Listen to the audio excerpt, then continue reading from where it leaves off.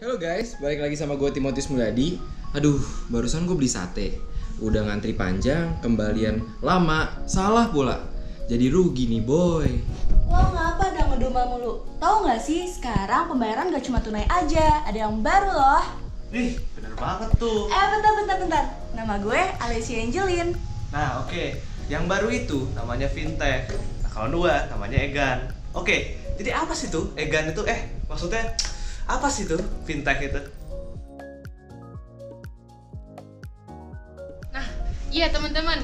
Jadi fintech itu financial technology. Kalau teman-teman tahu kayak GoPay, OVO itu tuh contoh dari financial technology. BTW, nama gue Alan Krista.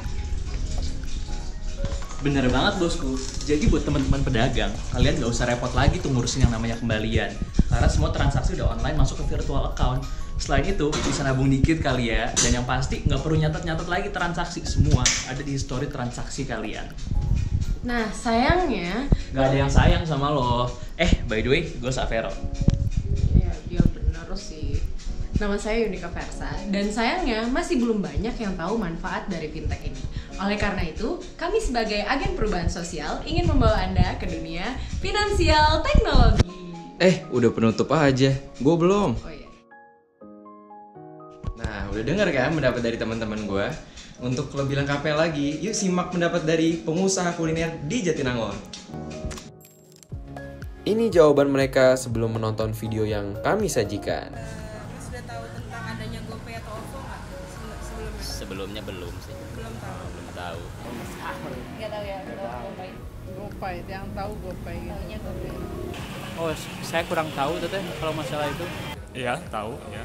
Ini saat mereka sedang menonton video kami.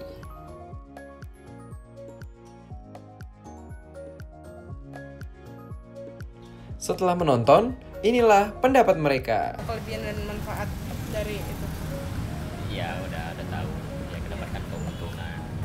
Kelebihannya sih sebenarnya simpel ya. Yang pertama juga kita nggak terlalu mengandalkan diri kita juga, harus luar juga. Selagi bisa diandalkan, kenapa tidak gitu. Mumpung ada GoPay model Gojek, Grab juga, kita kan bisa lewat akun itu untuk pesan pribadi atau makanan. Dari segi kekurangan kelebihannya pasti ada sih, suatu produk mah pasti ada wae. Cuman kan tergantung sama kita, masuk enggak sama kita gitu, kelebihan sama kekurangan itu. Mungkin kelebihan dan kekurangannya buat Oppo mungkin belum tentu kelebihan dan kekurangan buat saya. Kalau kelebihannya ya mungkin tidak ribet lah, pembayaran bisa nggak usah pakai cash atau apa gitu kan. Tertarik gak sih buat ngadain metode pembayaran itu? Iya, sebenarnya saya tertarik untuk itu. Ya tertarik sih, cuman nggak bisa menentunya kan yang punyanya kakak, jadi nggak bisa itu. Tapi kalau dari sudut pandang Bapak tertarik gitu. Kalau saya pribadi sih memang kepengen sih, kemarin juga sempat ada yang nawarin, cuma memang tidak diperbolehkan sama yang punyanya, jadi enggak. Sebenarnya sih memang udah pertama awal Gojek keluar juga pengen dimasukin GoFood. Memang pengen dimasukin GoFood, cuman waktunya saya belum ada pas waktu buat kesananya. Kemarin juga sempat nawarin masalah formulir yang buat masuk akun Gojek, seperti kayak model menu makanannya, fotokopi KTP sama sama buku tabungan. Mungkin minggu depan insya Allah saya bisa kesana. Alasan Bapak menerima atau menolak penggunaan metode ini itu apa? Kalau untuk menerima ya cenderung itu tadi. Kalau cuma sekedar 5% mungkin bisa jadi uang tersembunyi lah. Kalau menolaknya itu tadi, kalau lebih dari 50% kitanya jadi ribet juga.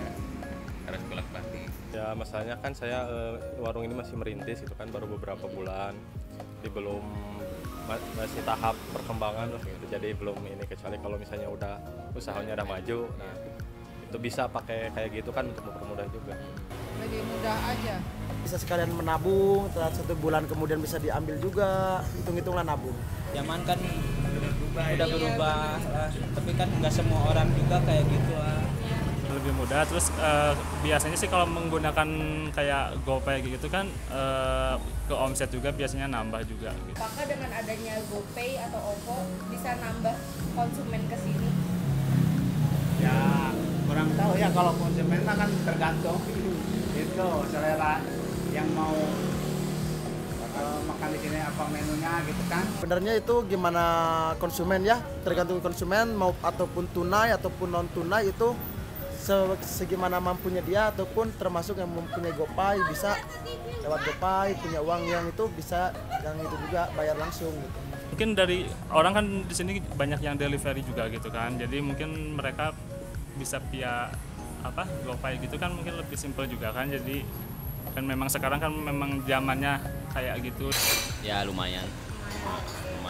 Itu kan bagi orang yang ngerti gitu ya, yang tahu sih pengennya emang pakainya kayak gitu. Bisa menarik konsumen. Bisa.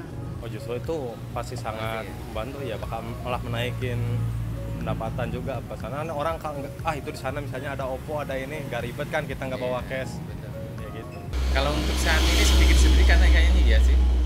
Kayak kebanyakan kan rata-rata orangnya pengennya nggak ribet. Hai, balik lagi sama kami. Pada kali ini kita mau bahas tentang hasil penelitiannya. Gimana? Jadi kan kemarin kita udah wawancara 10 orang pedagang ya. Tapi tuh ternyata cuma 6 doang yang udah tahu tentang fintech. Nah, tapi kita kasih lihat videonya kan. Sekarang semua udah tahu deh. Nambahnya banyak ya, lumayan ya. Lumayan. Nah, kalau misalnya dari aspek pengetahuan mereka tentang manfaat, awalnya tuh cuma 5 orang yang tahu. Tapi setelah kita kasih videonya, jadi 9 orang loh yang tahu. Nambah Oh banget iya, tuh. mirip banget dong datanya sama gua. Kalau udah masuk ketertarikan tuh ya, jadi pertamanya cuma 6 doang yang tertarik tuh pakai. Tapi setelah nonton jadi 8 loh, nambah 2. Nice. Lu gimana coy? Sorry banget kalau hasil yang kita dapetin kemarin nih, itu setengahnya atau 50%-nya itu udah optimis banget dengan adanya fintech tuh bisa nambah customer yang beli ke mereka. Setelah nonton sebelum. Tapi setelahnya gimana?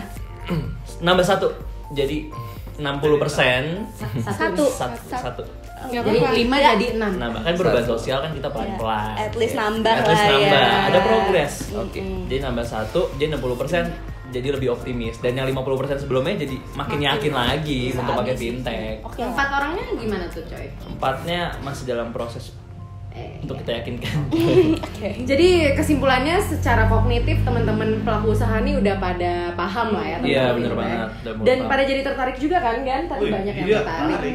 Nah, ini tentunya dengan berbagai alasan. Seperti kita lihat tadi di wawancara, ada yang bilang memudahkan, terus meningkatkan keuntungan, terus bikin bisa nabung juga kan. Terus tadi keren banget. Dia bilang alasan dia tertarik karena memudahkan orang lain, memudahkan pembeli, driver juga. Mulia banget ya. Baik banget, keren banget sih. Keren banget sih pokoknya. Nah, jadi menarik kan guys bahasan kita kali ini. Nah, seru banget. jadi fintech itu bisa membawa perubahan sosial ke arah yang lebih baik. Benar Dan banget. yang pasti mempermudah. Yap, betul. Jadi gimana kalian semua tertarik nggak buat pakai fintech? Khususnya buat pengusaha kuliner ya. Harus tertarik harus gak sih? tertarik. Gue sih tertarik. Iyalah. Oke, sekian dari video kita kali ini. Semoga mengedukasi kalian semua yang nonton. Sampai jumpa. See ya. Bye.